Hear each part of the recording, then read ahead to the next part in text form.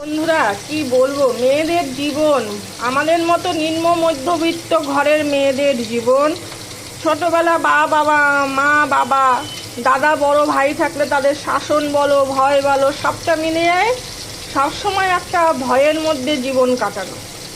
বিয়ে হবে, একটু বড় হয়ে যাওয়ার পরে তারপরে স্বামী তার অর্ডার মতো চলতে হবে।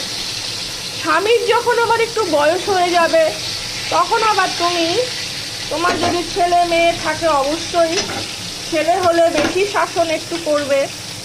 যে কোনো বিষয় হোক, শাসন হোক বোঝানো হোক সবটাই।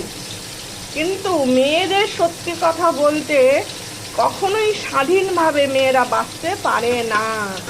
যদি এই জন্যই বলি বর্তমান যুগে মেয়েদেরকে স্বাধীন মানে তুমি খারাপ কাজ করবে সেটা নয়, স্বাধীন মানে ভালো কাজ করে স্বাধীনভাবে মানসিকতা নিয়ে বেঁচে থাকা, এটা হলো আসল কথা। স্বাধীন মানে বাজে কাজ নয়, স্বাধীন মানে তুমি যা খুশি তাই করবে অবশ্যই নয়।